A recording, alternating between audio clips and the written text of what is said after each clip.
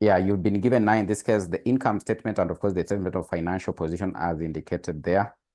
Then in the additional information, so you have a number of informations in the additional information there. There are a number of informations in the additional information there. So the first one there is HEMA Limited acquired the investments in other companies as follows. So of course the companies that it acquired, it is actually Shuka Limited. So that is 1st of May 2014, and of course Ajabu Limited 1st of May 2015. So these subsidiaries were acquired long time ago. They were acquired a long time ago.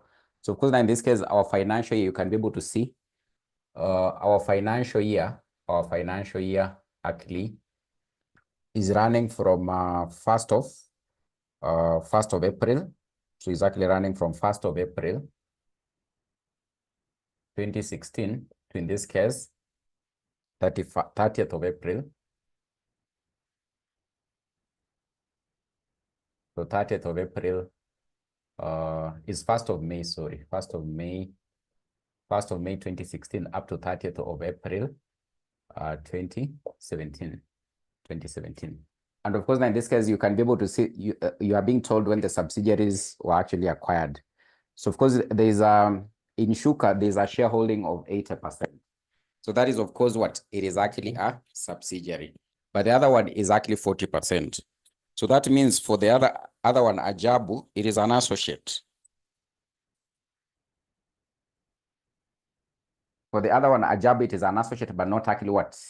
A subsidiary. So in this case, if you look at now, in this case, our structure, so the group structure, if in this case, we are looking at the group structure now, the group structure. So the group structure, so this is our financial year. So they were not acquired in the middle. Remember the other question we did, the subsidiary was acquired 6 months had already elapsed during the financial year under review. But now in this case, it means that for these ones, they were acquired before. So the group structure here will likely be able to indicate HEMA having to be the holding company. And of course, it has acquired 80% of Shuka, 80% of Shuka. And of course, in this case, 40% of Ajabu. 40% of Ajabu. So that is the group structure. And of course, in this case, as per the question, you are being told that this Shuka Limited was acquired on 1st of May 2014. So that means it has actually been in existence for a period of 3 years. Then Ajabu Limited was actually acquired on 1st of May 2015. So it has already been in existence for a period of how many years? 2 years. So none of them was actually acquired in between the year. And therefore, in this case, we are having to consolidate the subsidiary and we are having to account for the associate for the entire year. So there won't be that aspect of allocating even what the income statement items for the subsidiary. We'll be considering for the entire year. So you are told that so the cost of purchase for Shuka Limited was actually 300 million. Then of course for Ajabu it was 200 million. So of course this is now what we call the purchase consideration. So of course you can be able to see the purchase consideration will just been given directly. Remember in our previous one, we were doing share exchange to be able to know what the purchase consideration. But for in this case, you've just been given the cost of investment directly. So they haven't gone into having to indicate, for example, it was through a share exchange, that the holding company exchanged shares to acquire this other one. So they have told us in this case, this is how much was actually paid in terms of cost of investment to acquire 80% control and of course 40% control in the associates. So that is what you're having to be given there. Then, so revaluation reserve, at that particular point in time they acquired, there was a revaluation reserve of 20 and of course 25 in both of them. So remember in this case, we said if there is any revaluation reserve at the point of having to purchase, the subsidiary, if there's actually any revaluation reserve, you'll have to consider it whenever in this case we'll likely be coming up with the goodwill. Whereby in this case we look at the pre-acquisition. The pre-acquisition in this case revaluation reserve, the pre-acquisition revaluation reserve, at that point in time they're having to acquire it, you have to consider it when you are computing the goodwill. Then in this case, the retained profits at that particular point in time. So this means this is actually what you're calling what the pre-acquisition profits. The pre-acquisition profits. And of course, you remember our formula for goodwill.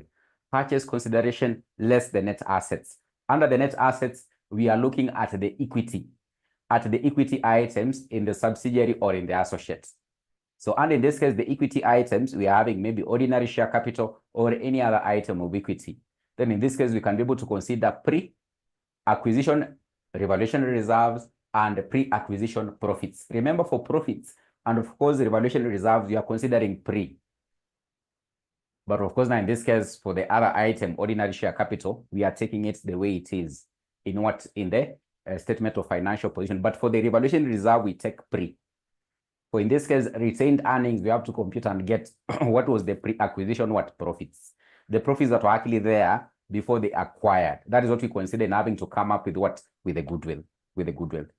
So that is why in this case, you'll likely end up having to deal with those items. And of course, you're going to compute the goodwill.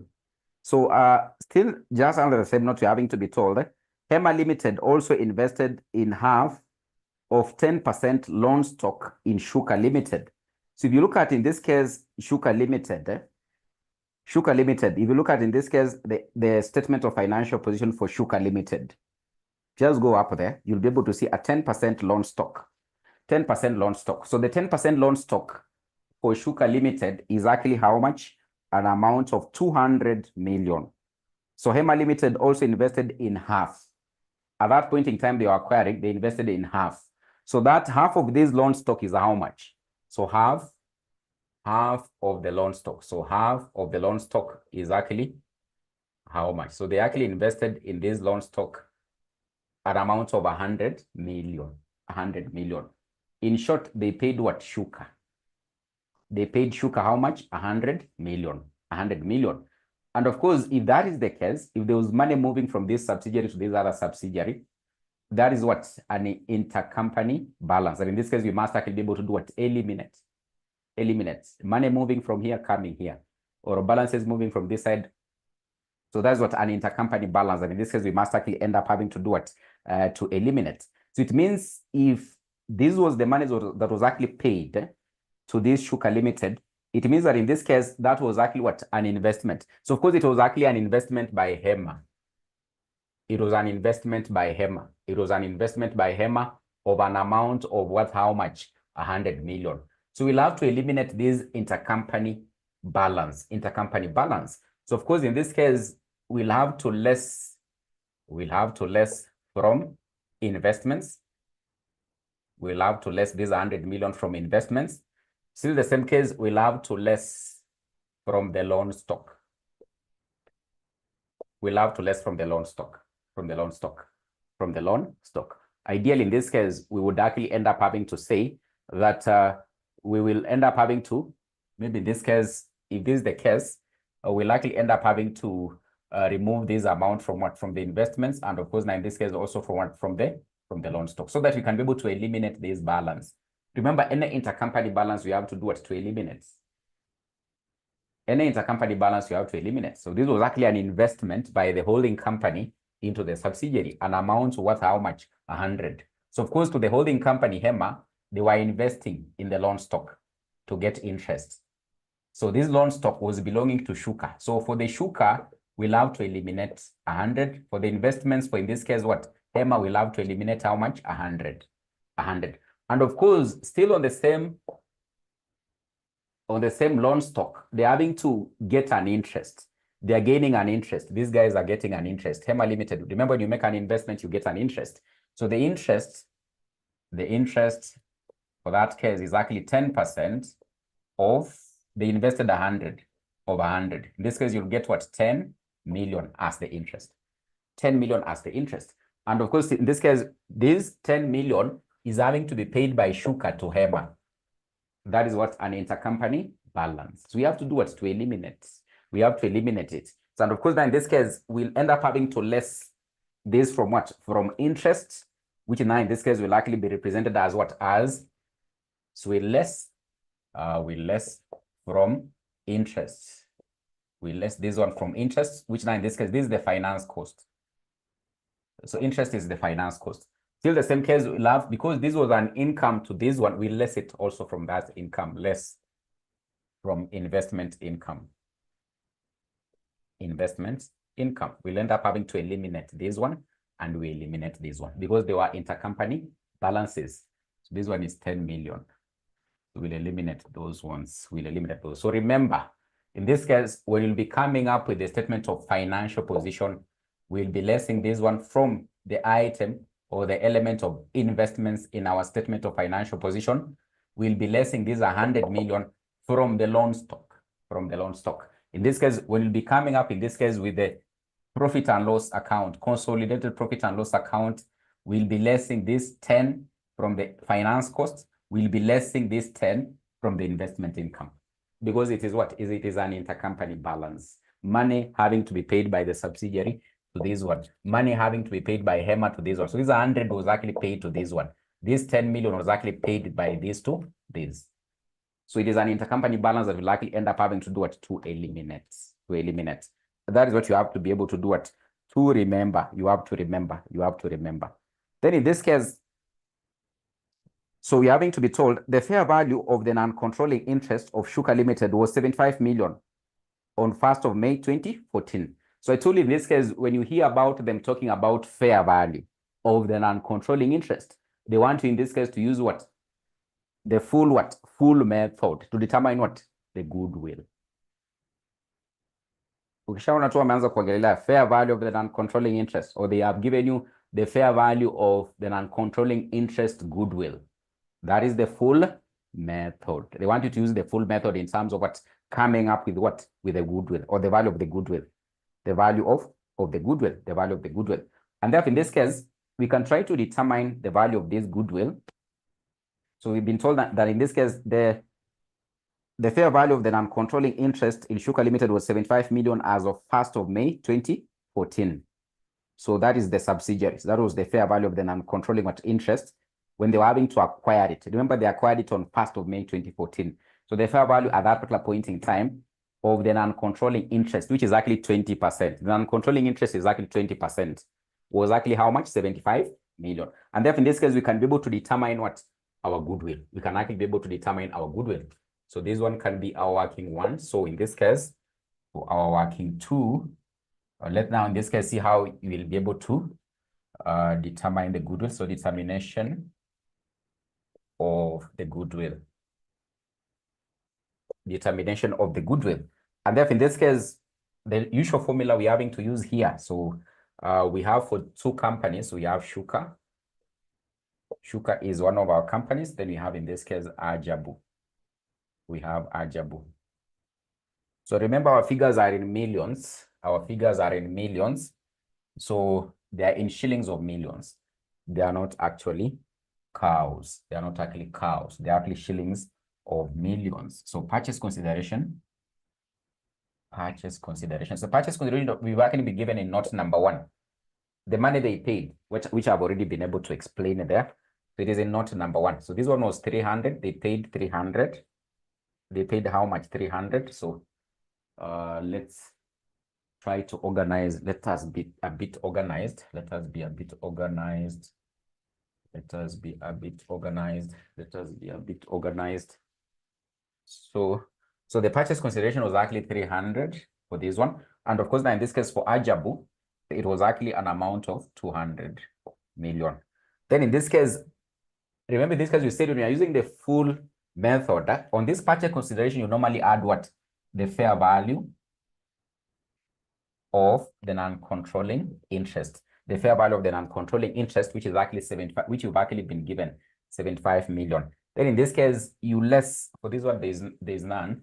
Then in this case, you less the net assets. You less the net assets. You less the net assets.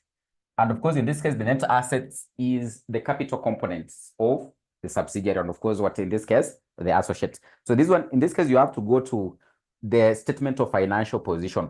Ukienda hapo, in this case, hapo kwa equity and liabilities. Hapo kwa equity and liabilities. In this case, you have ordinary share capital. And of course, you have what? Share premium. So in this case ukiangalia huku kwa shuka hapo kwa ordinary share capital na kwa share premium unaona a value of 250. There are two values there. So in this case we have ordinary share capital. Ordinary share capital, there's a value of, in this case, 200. And of course, now in this case, you have also share premium. Share premium, there's a value of, in this case, 50. For in this case, for the associate, you can see a value of 200, and of course, also 50 is just the same. 200, and of course, also 50. But now in this case, for the revaluation reserves and actually retained profits, tunachukua nini? Pre. Actually, don't forget. For the revaluation reserve, in this case, you're not actually taking them as they are there in the statement of financial position. When you are computing goodwill, for these ones, you take pre-acquisition. The pre-acquisition profits, the profits they acquired, that were there before they acquired. The profits that were actually there before they did what? They acquired.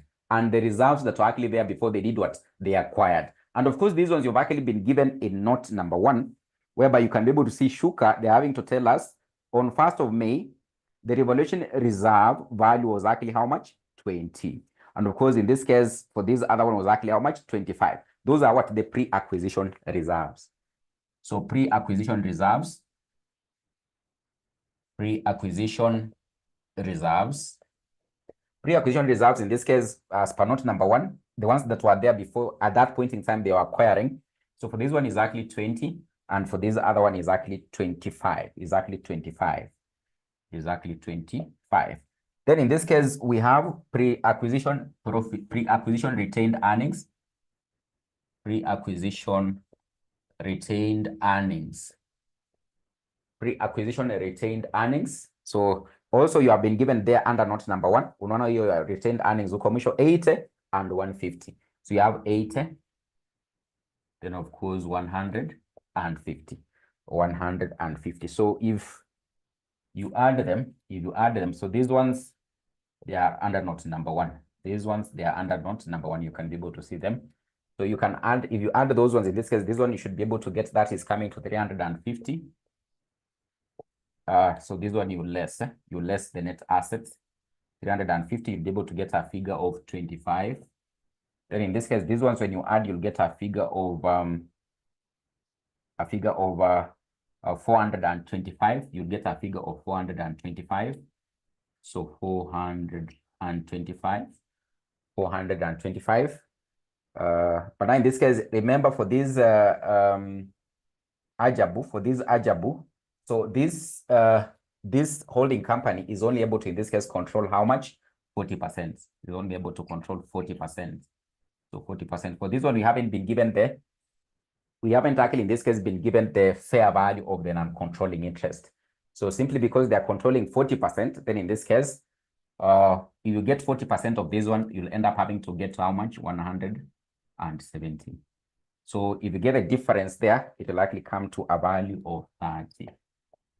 It will come to a value of 30. So for this Shuka, since you've been given this fair value, then we use the full method. But for this other one, we haven't actually been given. So now in this case, you can be able to apply what the partial. Then now in this case, you'll be able to get a value of goodwill for the associate. This one is the associate. So this one is the associate. This one is the subsidiary. This one is the subsidiary. This one is the subsidiary.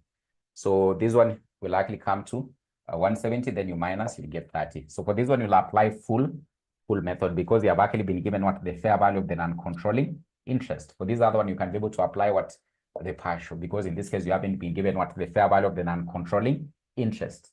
And of course, that is why in this case, you'll likely end up having to get what the goodwill. So the goodwill for the two companies. The goodwill for the two companies. The goodwill for the two companies. Then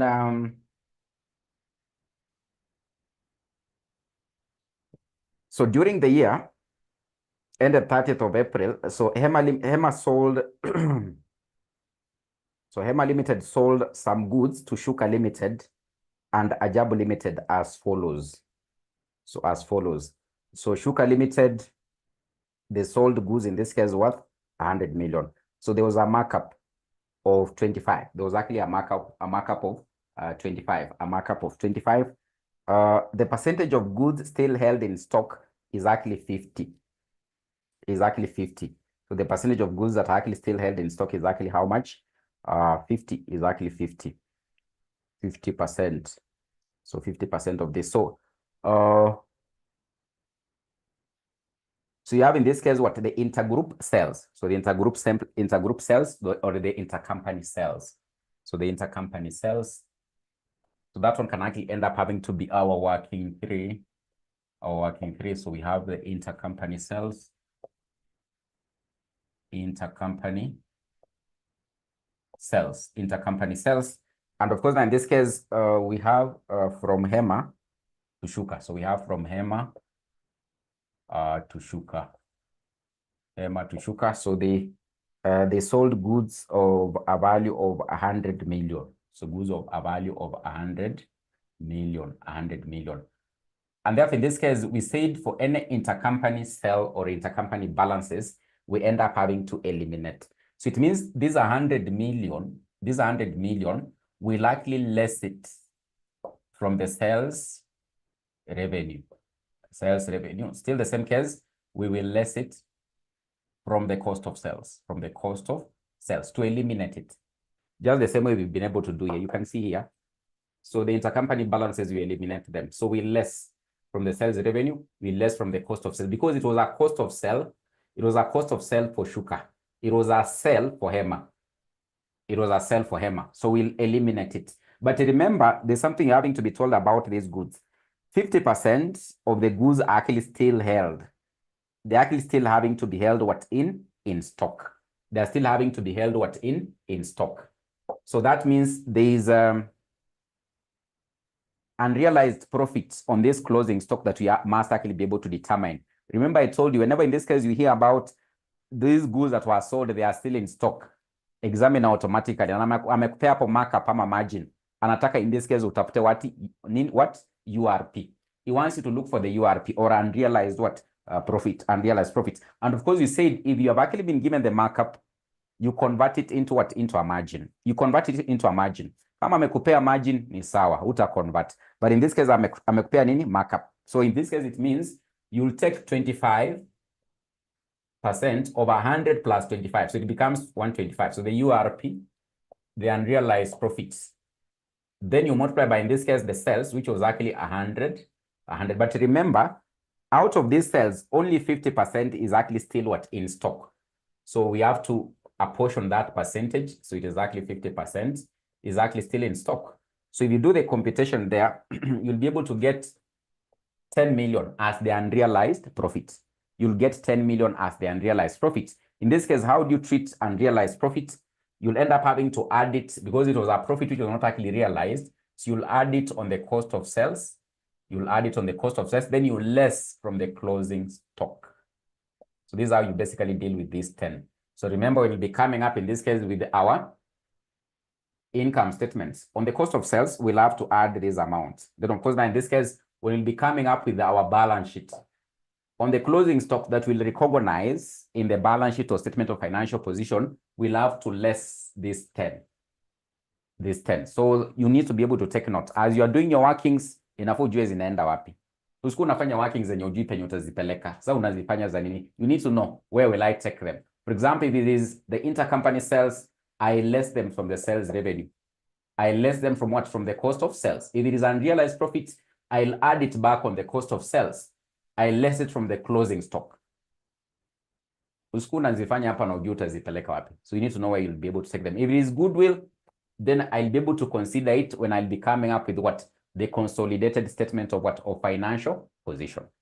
Consolidated statement of financial position. So that, of course, that is why in this case, you likely end up having to deal with what?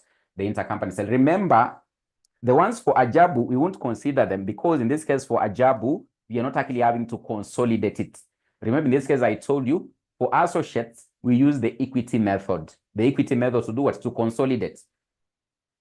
Sasa tukienda kutengeneza huko sasa, unaona sasa tukienda kutengeneza huko sasa the consolidated income statement, tutakuwa tuna add tu za Hema na Ajabu. Tutakuwa tuna add tu za Hema na Ajabu.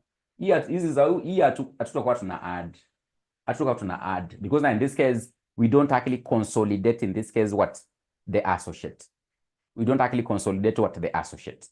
So we won't actually consider these intercompany sales that were there within this case what Ajabu.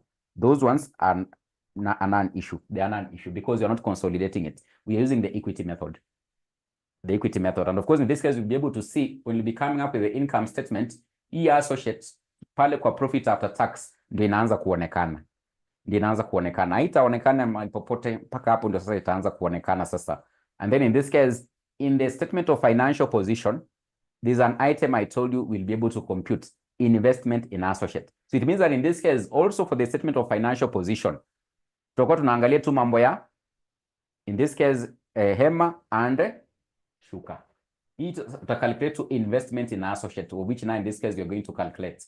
So that is the figure you'll be able to take into the non-current assets of the consolidated financial statements. The point you are trying to drive home, for associates, you don't actually consolidate, you use the equity method. Use the equity method to do what? To, in this case, combine with the consolidated what? Financial statements. Then the next note, on 1st of May 2016, Hema Limited sold to Shuka an item of plant and equipment of 200 million, reporting 25% profit on cost of the plant. The group charges a depreciation of 20% per annum on cost, So that was actually an intergroup sale of what? Fixed asset. So an intergroup sale of fixed assets. An intergroup sale of fixed assets. So in this case, it was from so on 1st of May 2016, Hema sold to Shuka Limited an item. So Hema is the one that was actually selling. So Hema to Shuka. An item of plant worth 200. An item of plant worth 200. So so for this particular item, in this case, it was actually sold at a profit. It was actually sold at a profit. And therefore, in this case, we'll likely end up having to calculate what the unrealized profit. So on 1st of May 2016, Hema Limited sold to Shuka an item of plant of 200, reporting 25% profit on cost of the plant. The group charges depreciation at 20% per annum on cost of the plant. On cost of what? Of the plant. So the intergroup sale of the fixed asset here, so we'll determine what was actually the profit. What was actually the profit here. So of course, now in this case, it was a markup, so we'll convert it into what? Into a margin. So over 125, you multiply by, in this case, the amount of the sales. So in this case, we'll get what we call what? 40. So we'll get actually 40. So 40, an amount of 40, which now in this case, we'll end up having to add. So we'll end up having, in this case, do what? Add on the cost of sales. So we'll add on the cost of sales. We'll likely add on the cost of sales. Then in this case, we'll end up having to credit the property, plant, and equipment. We'll less it from the property, plant, and equipment. Then there was an overcharge of depreciation. So there was an overcharge of depreciation. There was an overcharge of depreciation on this particular what? Profit. On this particular what? Profit. So we are told that in this case, they charge 20% per annum on cost of the plant. So the overcharge of the depreciation, in this case, will likely be 20%, 20% multiplied by this amount of 40. So you likely get how much? 8. So for these 8, the overcharge of the depreciation here, we likely end up having to debit the plant and the equipment. And of course, now in this case, we credit the cost of sales. We credit the cost of sales. We credit the cost of sales. We credit the cost of sales. So remember, in this case, also, this was actually what? An exchange of an asset. It was actually like an exchange of the asset from, in this case, what? Hema Limited to Shuka. From Hema Limited to Shuka. From Hema Limited to Shuka. So therefore, in this case, on this exchange of an asset, they ended up having to sell it at what? At a profit. At a profit. So we'll have to end up having to do what? To eliminate this kind of what? A profit by having to do what? We'll debit the cost of sales, or we'll add on the cost of sales, then we credit what? The property, plant, and equipment. But on this particular sale of the asset, because they are having to sell it at a profit, then it means that there was actually an overcharge of what? Of depreciation on the sale of this asset.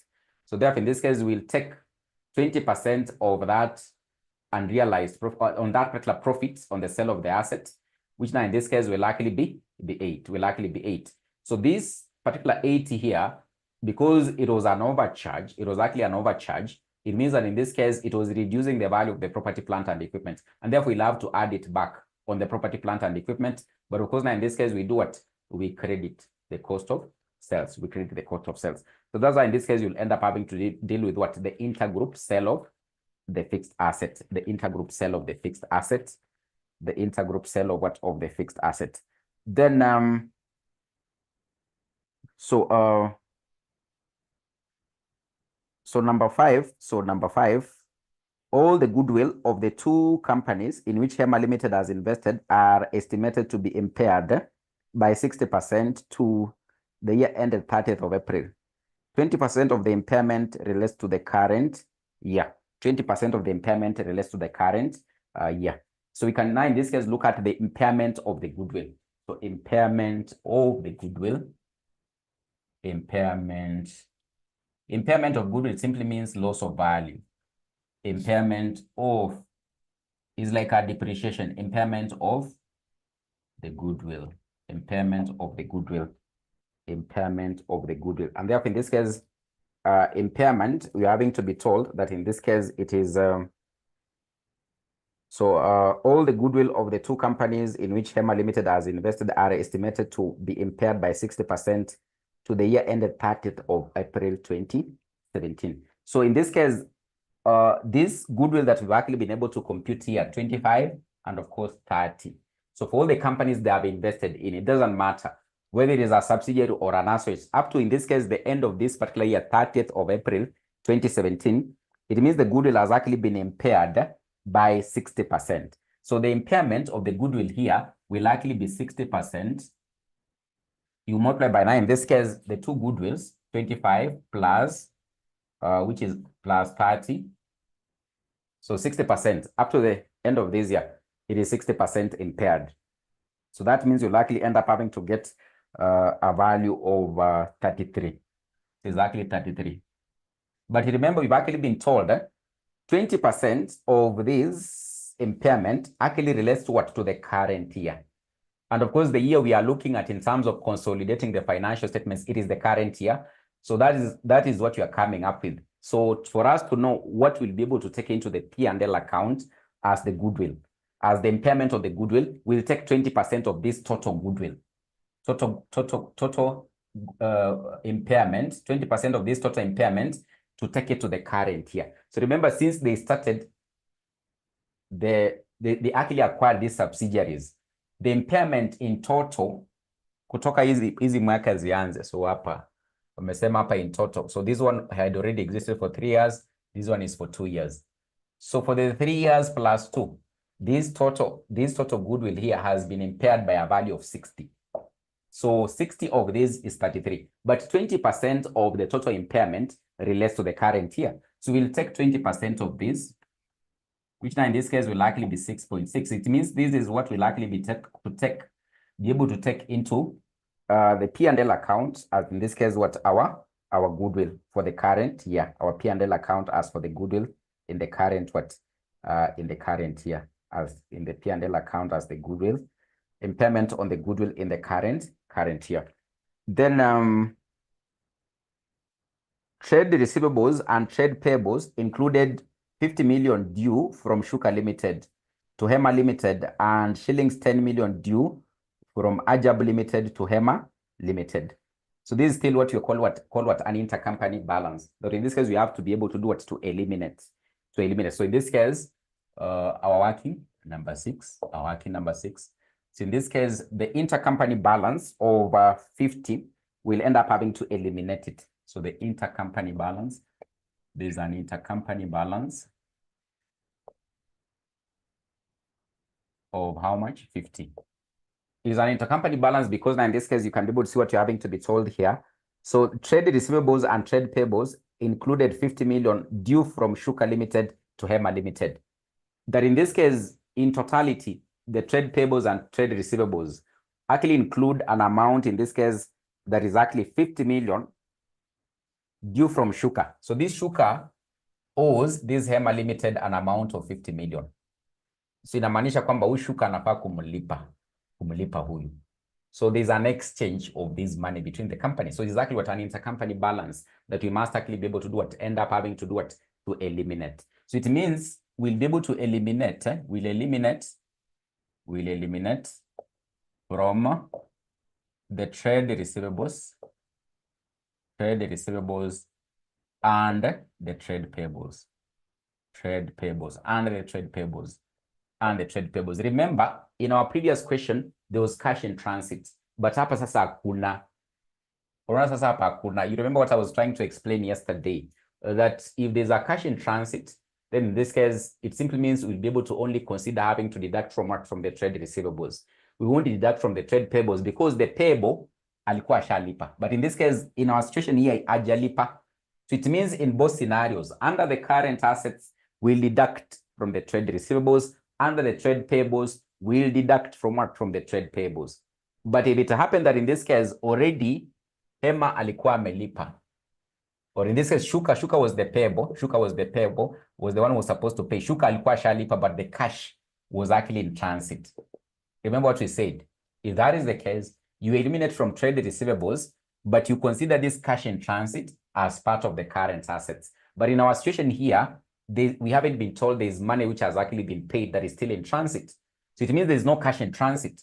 We won't consider this cash in transit in our statement of financial position like we did yesterday. So it means in our situation here, we'll end up having to deduct both on the trade receivables and on the trade payables. But if there was a cash in transit, it means that in this case, we wouldn't have deducted from the trade payables. We would have deducted from the trade receivables. Then, of course, we consider this 50 as a cash in transit as part of the current assets under what? The balance sheet.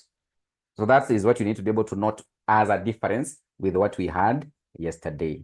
So, and of course, I still explained it yesterday. So I think you can be able to get now the difference. So they can tell you a situation whereby maybe they had already paid, but they haven't received the money. It is still in transit. That is what we call what? Cash in transit. So that's how you deal with that one. So 10 million due from Ajabu. So of course, in this case, we're having to say that matters regarding Ajabu, we are using the equity method. So we won't consider it in terms of what having to eliminate the intercompany balances. We don't consolidate it. So we won't be able to consider that one. All dividends and interest had been paid by the end of the year. So all dividends and actually interest had actually been paid by the end of the year. So of course, now in this case, for the dividends, we'll actually end up having to do what? We'll end up having to eliminate it. When in this case, we'll likely be coming up now in this case with the income statement or the P&L account, we'll likely end up having to do what? To eliminate it, to eliminate this amount. So of course, now in this case, we can start maybe preparing our income statement. So the consolidated income statement, we can start preparing the consolidated income statement, the consolidated income statement.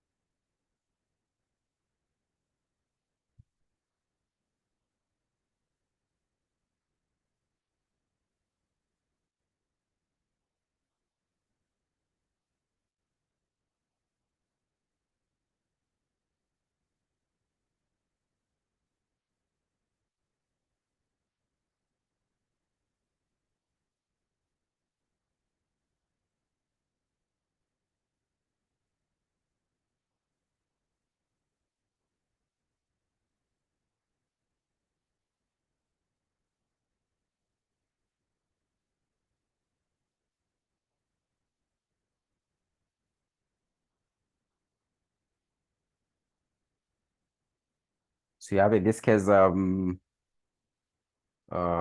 have in this case, HEMA group. So you have HEMA group,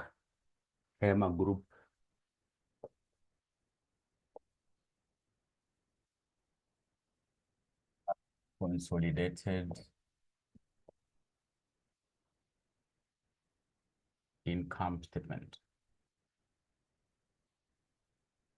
HEMA group consolidated income statements for the year ended. So 35 of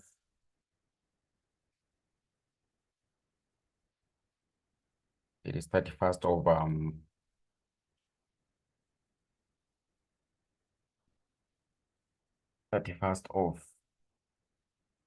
30th of April. It is 30th of April. 30th April 2017. 30th of April 2017. 30th of April 2017. So of course, in this case, we can be able to start with the revenue. So we can start with the revenue. So our shillings are actually in million. Our shillings are actually in million. So someone is telling me we compute first of all the investment in associates. So no problem. We'll be able to compute it. Let's, in this case, first of all, look at what this particular so the consolidated income statement. So we'll be able to compute it. So revenue. So we have in this case revenue. So of course, for revenue here, we'll be able to take the one for the holding company and the subsidiary. Remember, in this case, I've told you for the associate, we don't actually, in this case, do what? Consolidate the associate here.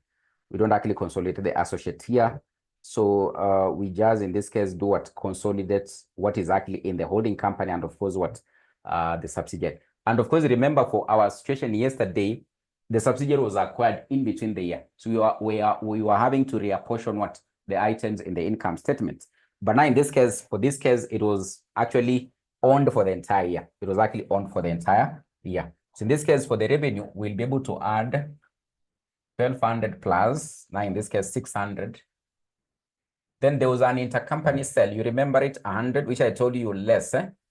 Hope you can be able to remember it. So 100, it is in the working. It is actually in the working. You'll end up having to less it because you'll be able to get an amount of 1,700 million. And in this case, you have the cost of sales. So for the cost of sales here, we'll take for the holding company, which is actually 650. We add that one for the subsidiary, which is actually 250. Remember, this one we are not apportioning because it was owned for the entire year. And of course, for the associate, we are not adding because we don't consolidate associates. We use the equity method. But remember, for this one, there was an amount of, in this case, what? There was this one, intercompany sale. This one, we have to eliminate it, 100. Remember the intercompany sale where I told you less from the revenue and, of course, you less from the cost of sales. It was 100. Then, of course, there's another item of, in this case, depreciation overcharge, an amount of 8 shillings on the sale of the fixed asset. Then, of course, now in this case, also we have what? There was a disposal gain, the profit on the sale of this asset. You add it. Then, of course, in this case, also you add what? The unrealized profit. You add the unrealized profit. You add, in this case, what? The unrealized profits over 10. I think it was 10. It was an amount of 10. So you'll have to adjust with all these items. So you can see in this case, the intercompany sale, depreciation overcharge, then the profit on the sale of the fixed assets. Then, of course, now in this case, what? The unrealized profits on the closing stock. I think there's unrealized profits on the closing stock. The unrealized profit on the closing stock was an amount of, I think 10. It was an amount of 10. It was an amount of 10. It was an amount of 10, which is said in this case, you'll add on what? On the cost of sales. So it was an amount of 10. So if you end up having to add those ones, I think you'll be able to get an amount of 842. So take note of these adjustments. So remember in the workings, I was telling you, you need to take note where you'll be taking them. So these ones, we had actually computed them in our working. So you'll be able to get, in this case, a figure of 842 858. 858. Then you have in this case investment income. Investment income. Investment income. Investment income. So for the investment income here, remember there was interest on what? On loan. So there was that loan that HEMA acquired paid in what? I think 10% loan stock. They invested in HEMA.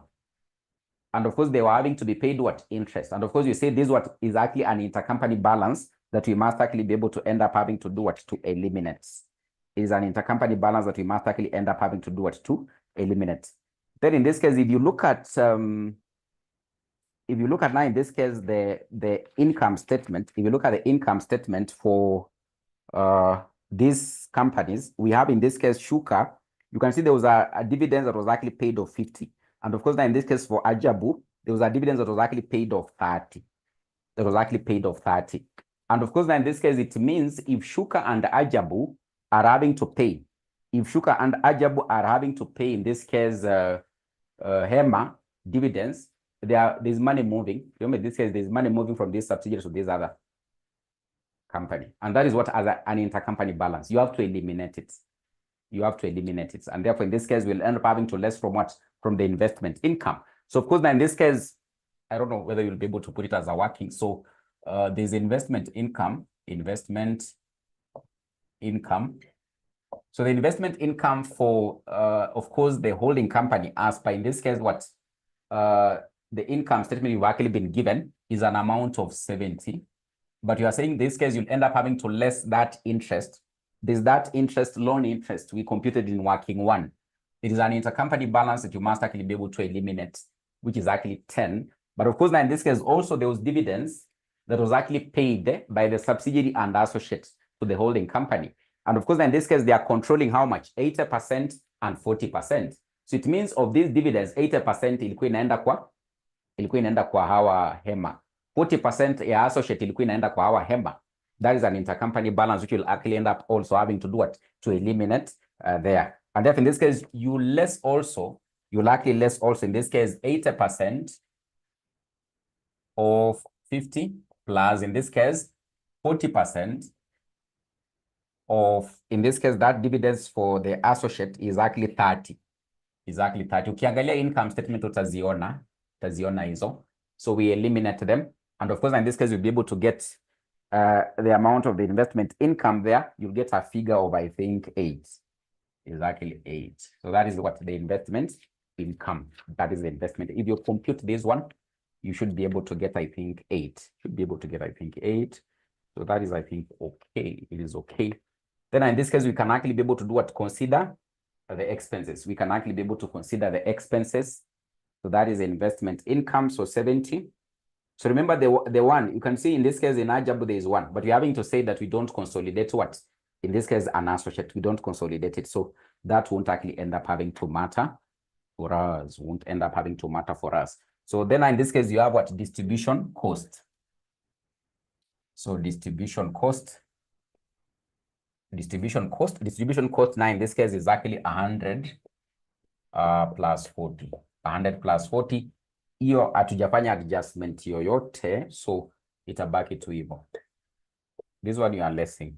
Then now in this case we have what? Admin expenses. Admin expenses. So for the admin expenses here is actually 130 plus, in this case, 90. So this one we are not having to adjust it in any way. So 220. Then you have in this case finance costs. Finance cost in this case we have 40 plus 20, but remember kuna kale ka item ka loan aka Kenya tumeadjust hapa aka. Tulisema tulikuwa tunasema tuna eliminate from the interest, and the interest of course is the finance cost.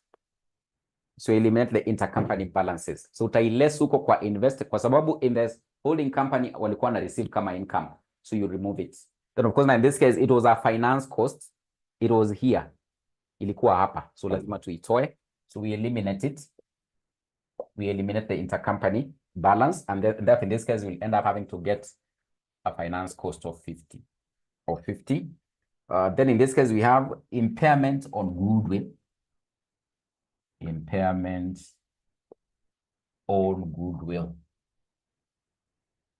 So the impairment on goodwill, which we've already been able to compute, tulikuwa tumeifanya mahali, ilikuwa I think working, there was a working, which in this case we got an amount of 6.6. There was an impairment on goodwill of 6.6. So, and therefore in this case we'll be able to get profit before tax. So the profit before tax, in this case, you should be able to get a figure of 449.4. And therefore, in this case, we have what? The tax expense. The tax expense. So for the tax expense here, so we'll also end up having to add for the holding company and of course for the subsidiary. So that one will just end up having to add it direct. So tax expense is actually 70 and 50. You'll get 120. So of course for the tax expense, you also less.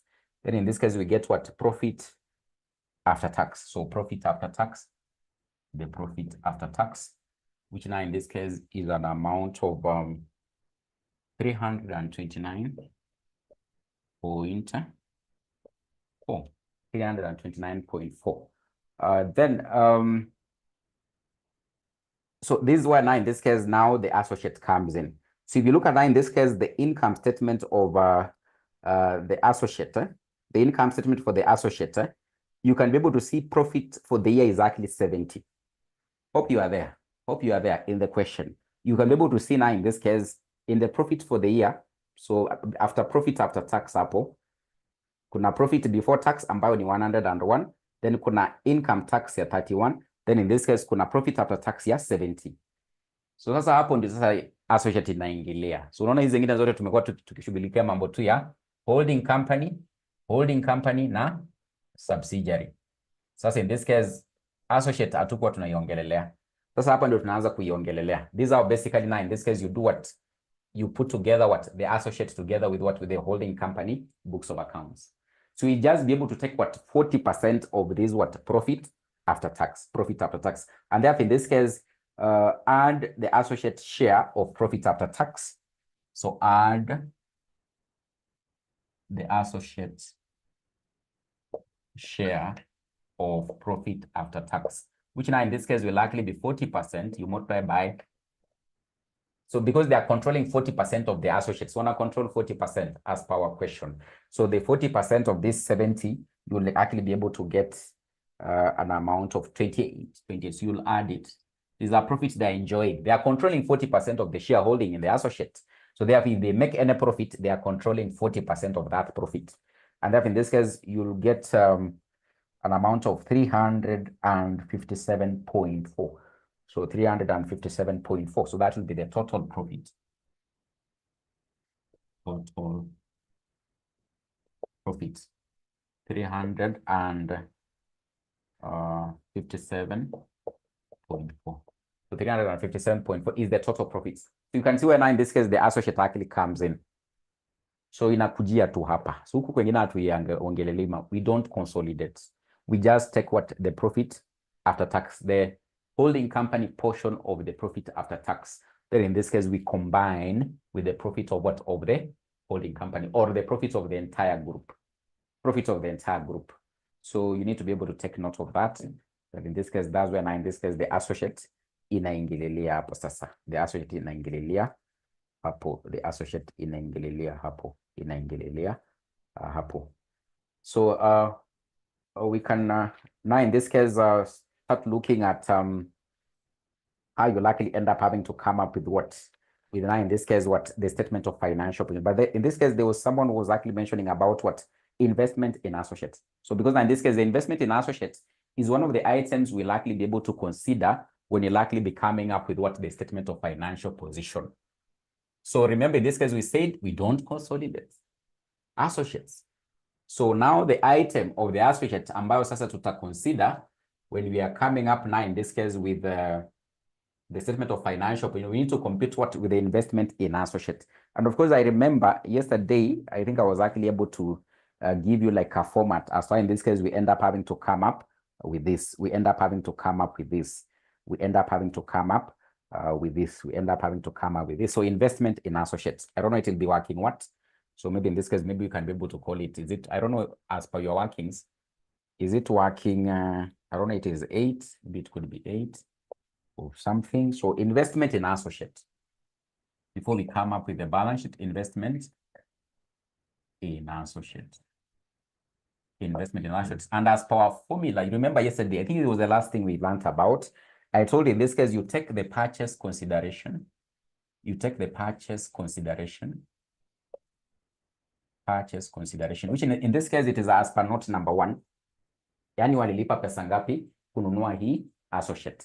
Walilipa pesa ngapi kununua hii associate. And of course, in this case, as per note number 1, you can see they paid, the cost of purchase was actually 200 million. It was actually 200 million. So it is actually 200 million. Then in this case, we are saying you add post-acquisition changes in net assets. So the post-acquisition and post-acquisition changes in net assets. Changes in net assets. The post-acquisition changes in net assets. And therefore, in this case, the post-acquisition changes in net assets. So you'll end up having to look at, if you look at now in this case,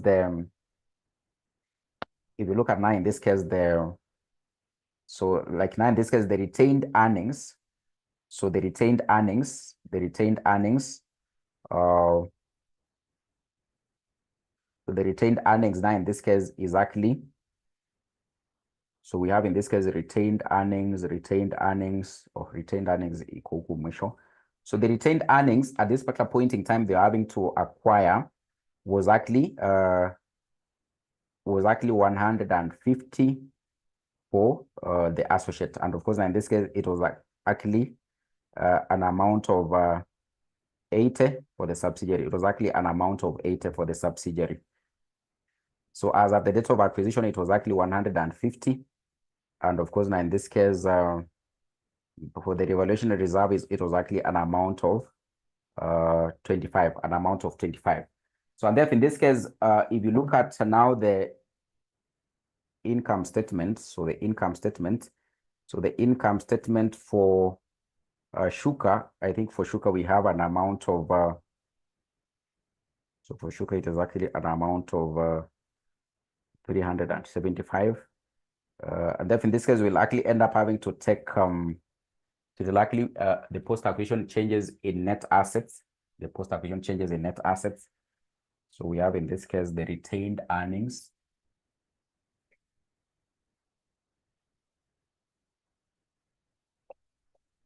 Of course, in this case also we have what the revaluation reserve.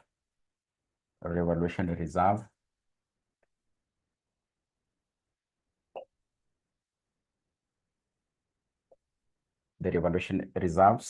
reserves.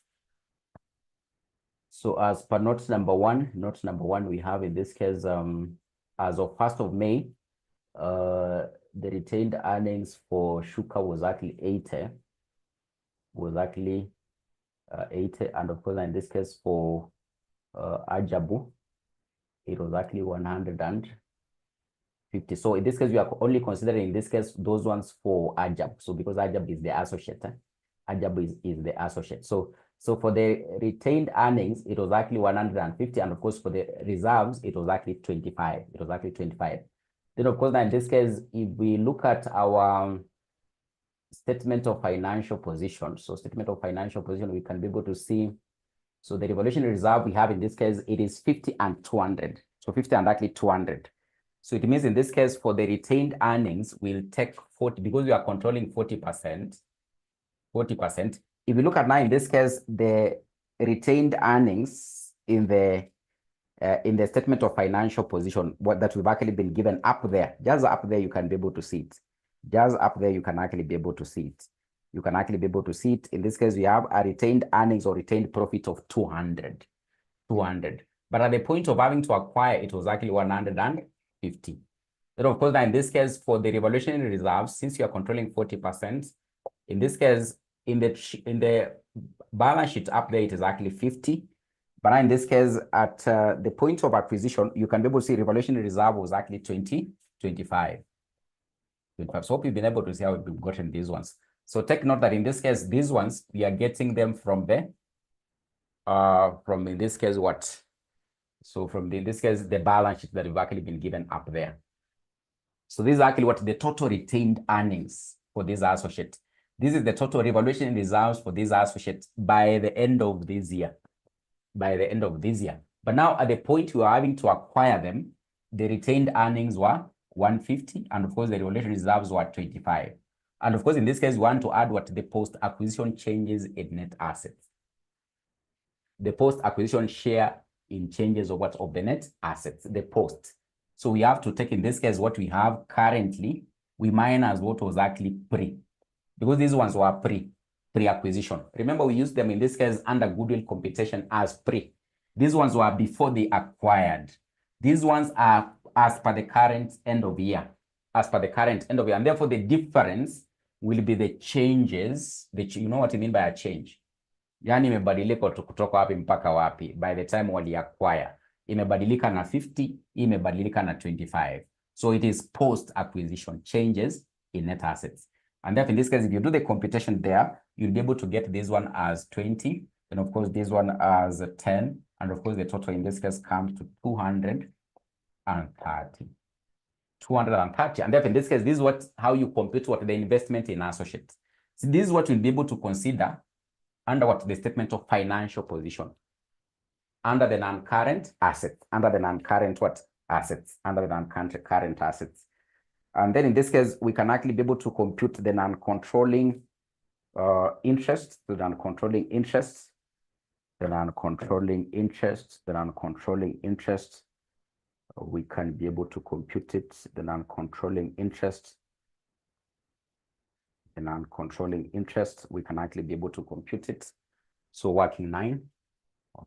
So the non-controlling interest, non-controlling interest. The non-controlling interest. So in this case, we are looking at the non-controlling interest. That in this case is exactly what in Shuka. Shuka was the subsidiary. So in Shuka, the non-controlling interest is actually 20%. What they are not controlling, non-controlling, they are not controlling 20%. Then we take the items that are under what? Under equity. The items that are actually under equity. So you go now in this case to the what?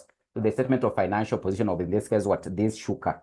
So hapo unaona kuna ordinary share capital ya 200, kuna share premium ya 50, kuna revaluation reserve ya 50, na kuna retained profits ya how much? 375. So you take those items. 200 plus, in this case, 50 plus 50 plus 375. 375. So you take those items. Hizi unazichukua kutoka hapo kwa balance sheet ya Shuka. Then the non-controlling interest is 20% of these net assets. But of course, now in this case, there was, in this case, depreciation overcharge on the asset which had actually been acquired. Remember, there was an asset that was actually acquired, and by actually compute up on depreciation overcharge, an amount of what? Of 8.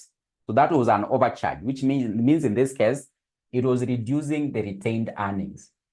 It was an overcharge which was actually reducing the retained earnings of what? Of Shuka. And therefore, in this case, we have to do what? We have to add it back so that we can get the correct retained earnings. Ilikuwa ina reduce profit ya Shuka, that depreciation overcharge. If you overcharge depreciation, it means you'll understate your profits. So you'll have to add it back. And therefore, in this case, when you do the computation there, you'll be able to get an amount of 136.6. But of course, now in this case, there was what? Goodwill. We'll have to add goodwill. We'll have to add what? Goodwill. We'll have to add goodwill.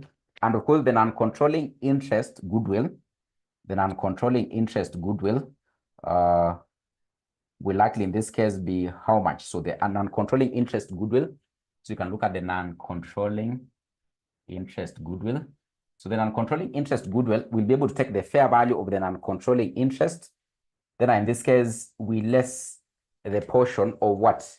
We less the portion of, in this case, what? The net assets at acquisition. So the portion of the non-controlling interest net assets at acquisition, which in this case, we'll likely be able to get, so the non-controlling interest goodwill.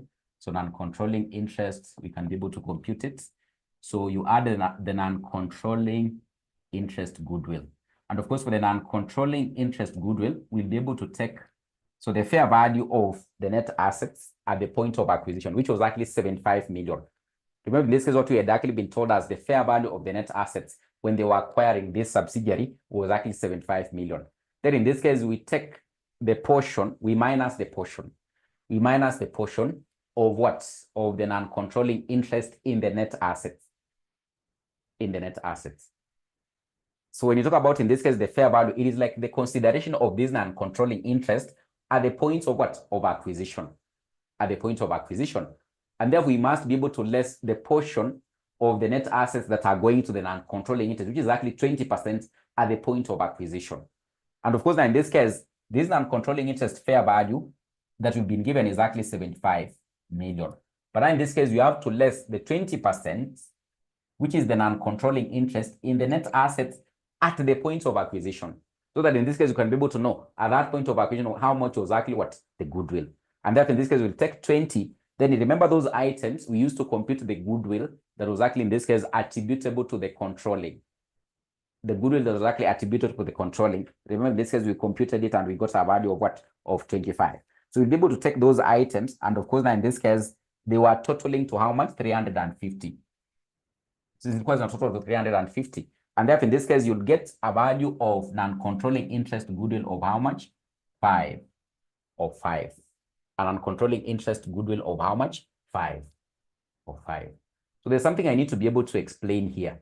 Remember, I told you that in the additional information, when they want you to use the full method to compute the goodwill, they can either give you the non-controlling interest fair value, which you are given as 75. Alternatively, they can end up having to give you this 5. Unakumbuka ile swali yetu ya jana? Swali yetu ya jana walikuwa wametupatia hii. Walikuwa wametupatia hii. Hawakuwa wametupea the fair value. Hawakuwa wametupatia hii. Walikuwa wametupea hii. If you are a very keen student, you can be able to remember. Kama ulikuwa unafuata what was happening in yesterday's class, you can be able to remember. In our yesterday's question, in the additional information, they had given us the fair value of what? Of the goodwill of the non-controlling interest. In our question, they have given us the fair value of non-controlling interest. And therefore, in this case, at that working, kirudi kwa hiyo working ya tumefanya leo, tumesema kwamba purchase consideration, you add the non-controlling interest fair value. But nilikwambia in this case, if they have actually given you this one, if they have given you this one, what you do in this case, you'll end up having to take the purchase consideration, which is actually in this case an amount of much, how much? 300. Then you less the net assets. You less the net assets. Then you take a portion of these net assets, you less from what? From the 300. Then you add this what? 5. You'll be able to get what? The total goodwill of how much? 25. In short, wacha niwafanyie hapa ndio sasa muone. You need to be able to grasp what is actually happening here. So just look at that working been able to do of goodwill. Hii ya leo tu. Hii ya leo tu yenye tumefanya. Hii ya leo tu yenye tumefanya, hebu tu iangalie vile tumeifanya. Hiyo ni full method. Na kwa hii ya leo walikuwa wametupea the fair value of non-controlling interest. Kwa ile swali yetu ya jana walikuwa wametupea the fair value of non-controlling interest goodwill. Walikuwa wametupea sasa 5 in the additional information. So if that is the case, if you are computing now the goodwill, utakuja uifanye hivi. If you are computing the goodwill sasa, utakuja uifanye hivi. Hiyo ni kama examiner amekupea hiyo 5. Hajakupea hii. Hiyo amekunyamazia. Amekunyamazia sana. Amekupea sasa hiyo ingine. So in this case, you'll take the purchase consideration. Purchase consideration. We check the purchase consideration, which now in this case is actually an amount of how much? 300. So you won't add directly because this one utakuja pewa, hauta add. Kwa sababu hujapewa. Then in this case, you less what? The net assets. You less what? The net assets. Less the net assets. And of course, hakuna haja tufanye hivyo separate. So total net assets hapo zinakuja how much? 350. 350. But you take what? 80% of this. 80% of this. So if you take 80% of that, I don't know how much you get. In this case, if you compute 80% of this, 80% of that, you get how much? You get how much? 80% of that.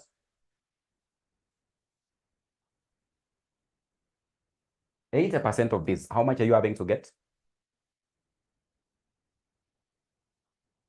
80% of 350. How much are you having to get? 280. 280. 280. So this one you are lessing the net assets. Ukiless unapata ngapi? 20, si ndio?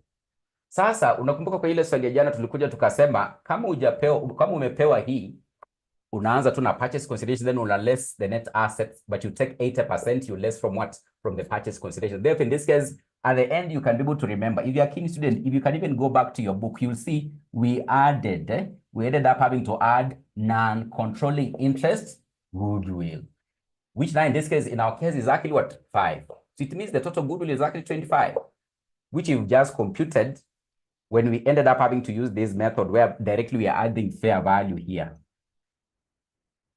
Hope you are getting what I'm trying to drive home. The examiner can give you this figure, or he can give you this figure. So now in this case, the approach here, kuna mali uta add, kama wamekupea fair value of the non-controlling interest, utai add up back before you less the net assets. But the net assets, you don't apportion with 80. You don't apportion with 80.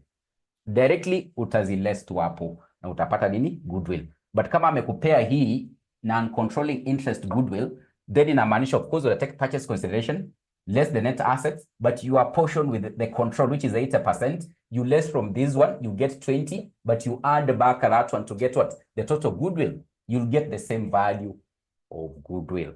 Take note, the examiner can give you the non-controlling interest fair value, or he can give you the non-controlling interest goodwill value, which now in this case, we've been able to compute here. We've gotten how much? 5. So take note that is what in this case, what the difference that you can actually be given. So unaweza compare hizo, now you need to actually to be very keen. So therefore, in this case, our non-controlling interest goodwill, we've already been able to compute it here. So you take in this case the fair value of Shuka, in this case, the fair value of the non-controlling interest. You take 20%, which is the non-controlling interest of the net assets, which is 350. Then in this case, you get the difference, you'll be able to get a goodwill of how much? 5. But remember, we've actually been told that the total goodwill of this entity was actually having to do what? Was actually losing a value. Was actually losing a value of how much? 60%. It has lost a value of 60% since what? Acquisition.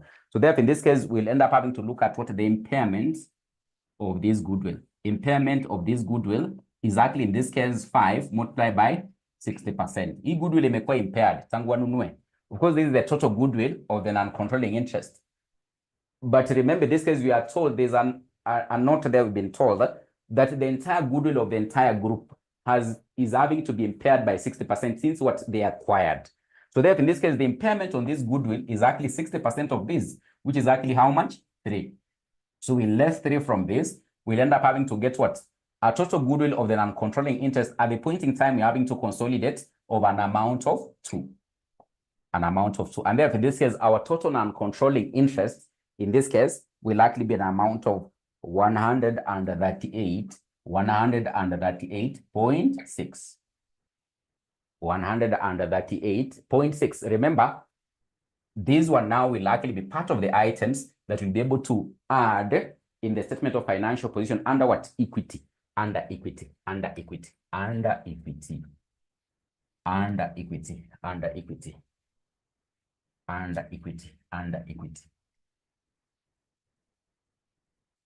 So now in this case, we can look at the final working. So the final working now in this case is for the retained earnings. So the final working is actually for the retained earnings. So the retained earnings. So retained earnings.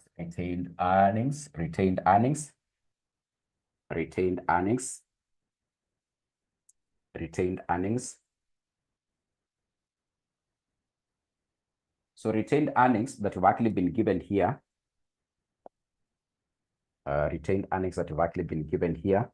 So of course, now in this case for the holding company, so we have in this case, we'll take for the parent.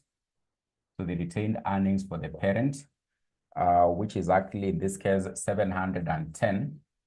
But you less from this one, in this case, what? The profit on sale of plant, which will end up having to eliminate profit on sale of plant. Then we less the unrealized profit, which are actually computed of 10, so you'll get an amount of 660. 660, then add investee share of post-acquisition. So add the post-acquisition share in retained profits, post-acquisition share in retained profits, that is in the subsidiary and associates. So the post, not pre. Remember kwa hapa tunaangalia the post. Somebody the group enjoyed profits after they acquired. So in this case, you are looking at what the post-acquisition. So there, in this case, for Shuka, so for Shuka, you've actually been given there, the retained is total exactly 375, but of course they are controlling 80%. It means 375. Then in this case, you less 80,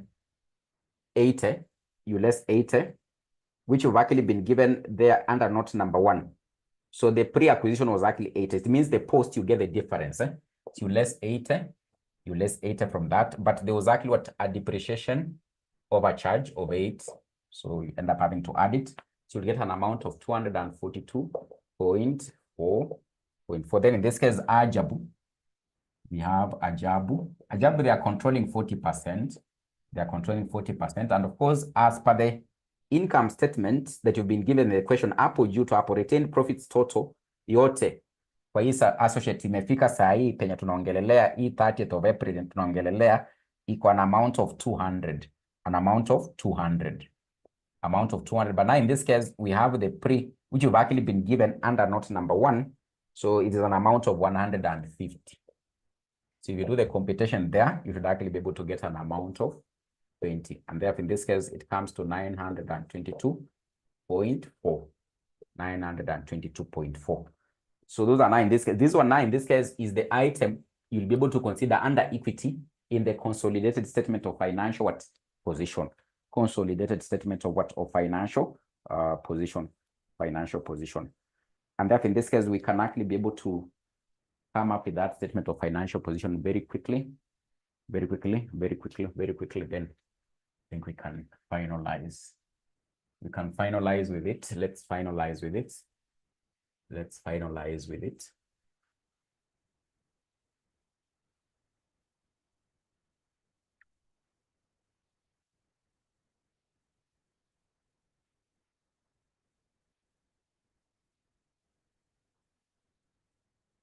Let's finalize with it. Let's finalize with it. So HEMA group. So HEMA group statement of financial position as at 30th of April. HEMA group statement of financial position as at 30th of April. We have in this case property, plant, and equipment. So you have property, so you have the non-current assets.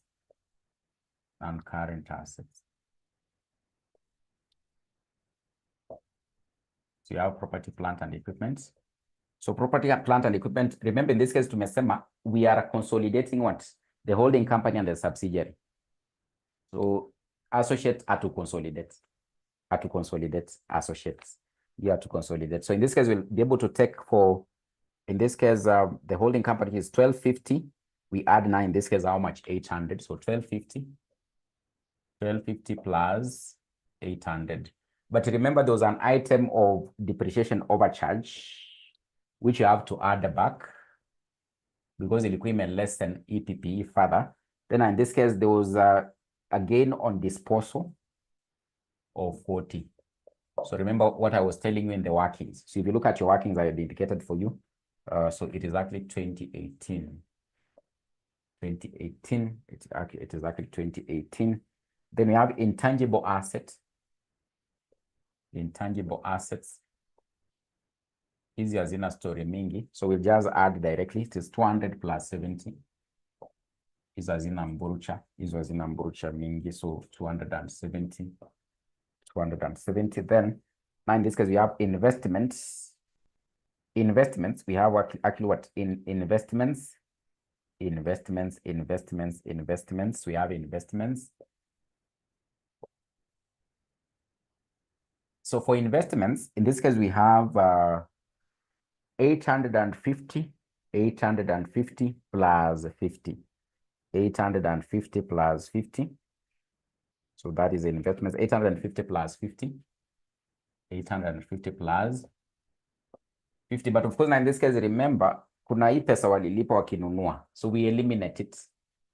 We eliminate it from the investments. So that is an intercompany. It is an intercompany balance. So that is 300. In the note number 1, you can see the cost of purchase was actually 300 and 200. So we less it 300. We less the 200. Then there was also a loan that was actually acquired over 100. We'll have to less it from the investments because it is an intercompany balance. It is actually an intercompany balance there. So we have to remove it there. So we'll end up having to get an amount of 300. So take note of these ones. This is the loan they acquired. This is the amount they paid to acquire the associate. This is the amount they paid to acquire the subsidiary. We eliminate them from the investments because it is like money was moving this other side. So we'll end up having to eliminate it. So we'll get an amount of 300. Then you have, in this case, we have what? We have goodwill. So we have goodwill. So the goodwill we have actually been able to compute. The goodwill we have actually been able to compute in this case is actually totaling to an amount of I think 33. So I think we had actually computed it was coming to 33. 33. Yes, it is actually an accumulated depreciation of impairment of 33 because it is 25 plus 30 multiplied by 60. So in this case, it is actually goodwill is actually 25.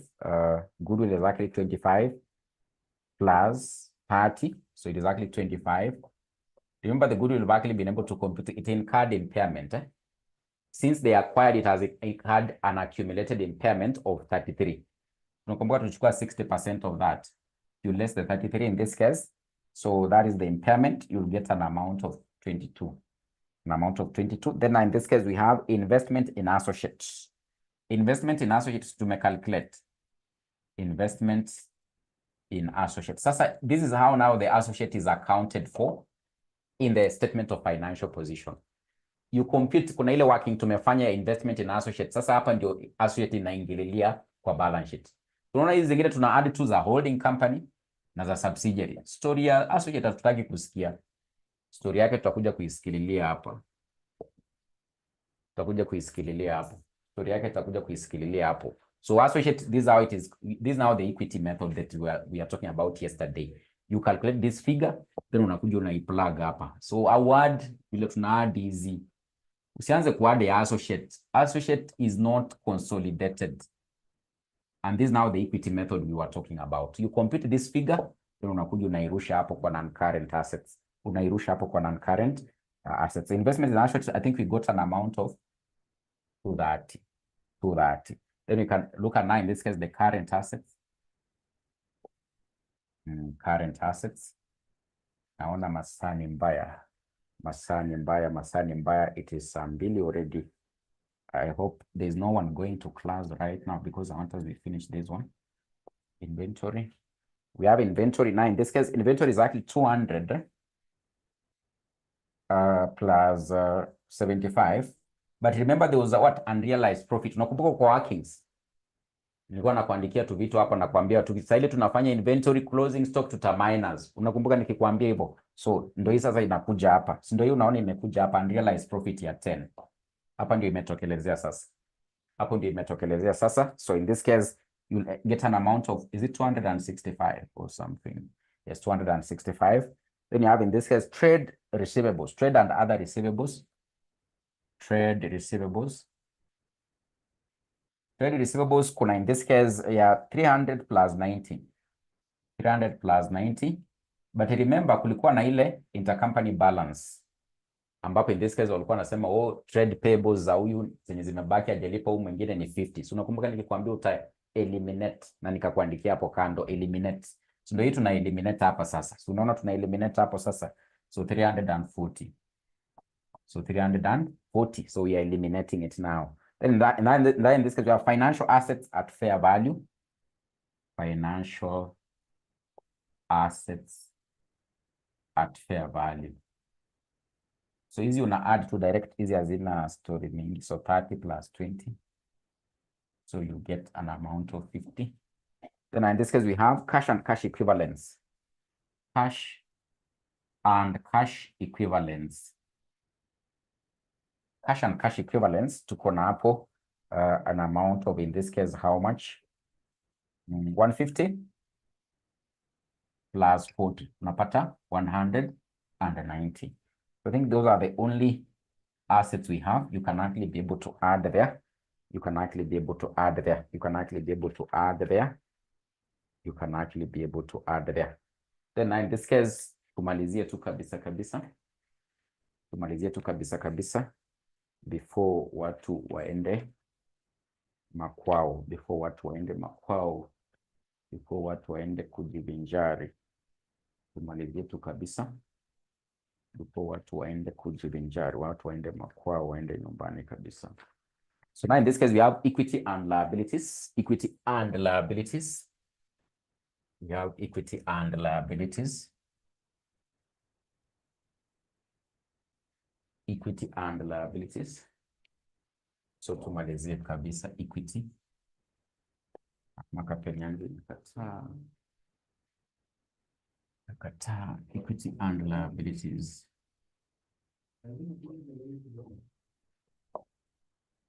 5 minutes, 5 minutes I'll be done. So ordinary, we have in this case ordinary share capital. So ordinary share capital. So ordinary share capital. Ordinary share capital in this case, we take the one that in this case is for the holding company. So if you look at now in this case, the balance sheet that we have up there. So unaona holding company ordinary share capital yake ni 1 million.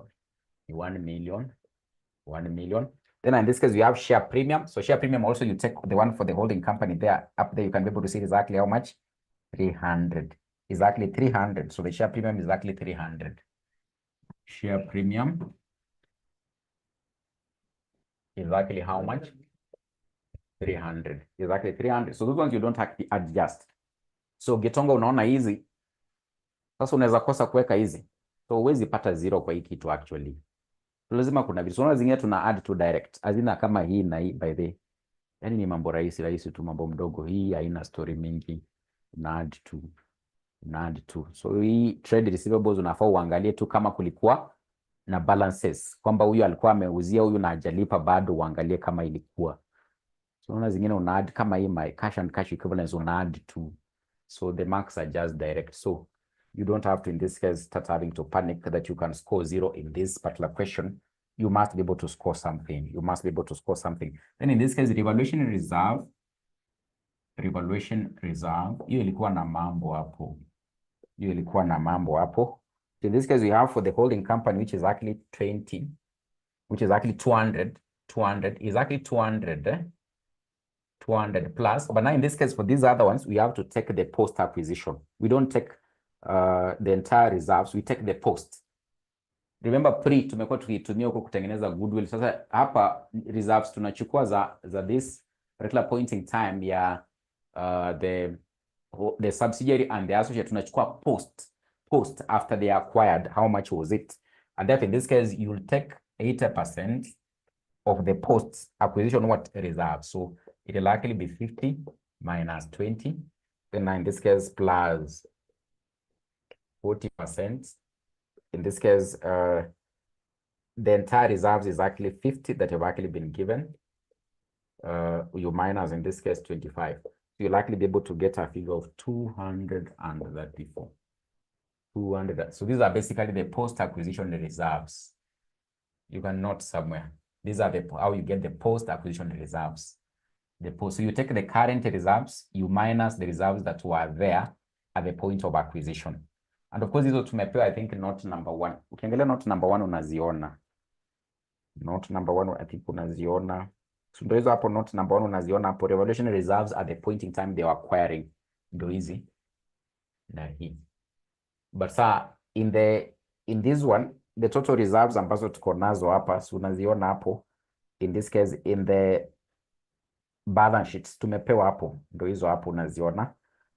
Reserves ni 50-50, so una minus, una get the posts, then you'll be able to get that figure. Then retained earnings we've computed. Retained earnings tumecompute na working hapo, ile working ilikuwa pale, hapo 922.4. Then in this case we have non-controlling interest ambao pia tumecompute, kuna working fulani imekuwa hapa, so it was an amount of 138.6. Then in this case we have the non-current liabilities. Non-current liabilities. So in this case, exactly 10% loan stock. 10% loan stock. So in this case, exactly 500 plus 200 minus 100. Remember this one we are eliminating. Kuna ile loan iko hapo kwa note number 1. Ninakwambia una eliminate hapo. Na hata nilikuwa nimekuandikia hapa kwa hiyo working, you eliminate. Nilikuwa nimekuandikia. Sasa hapa unaona sasa tumekuja ku-eliminate. So unaona tume-eliminate hapa. So 600. Then kuna current liabilities. Kuna current liabilities. Kuna trade and other payables. Trade and other payables. In this case, itakuwa 250 plus 250 minus this one. Remember ile intercompany balance iko hapo kwa trade receivables na trade payables. Huu mwingine ni trade payable, huu mwingine ni trade receivable, huu mwingine. We eliminate them. And of course, there is no cash in transit. Unakumbuka ile swali ya jana kulikuwa na cash in transit. Tukakuja tukai-eliminate, then of course in this case tukakuja tukai-add hapa. So and here we didn't less, hatukuless hapa hiyo intercompany balance. Because it was cash in transit that they had already paid. Ilikuwa kwa njia inakuja. But in this case, this one is not there. So we less also from what the trade payables, which is an amount of 50. And of course, you'll be able to get 450. Then in this case, we have the current tax. EPI ikuwa na mambo mingi. So in this case, 20 plus 20. In this case, you get 40. So I think it should be able to balance. So I think we can end there because I know some of you are going to another class. Others are going to start cooking ugali. Others have already switched off. Others are going to sleep. So kila mtu anaenda kufanya mambo yake. So we can end there. So I think in the next class, I'm going to look at published. We'll relook at, again, in this case, published. We'll look again in this case at published. So you can be revising published because that is what I'm going to handle.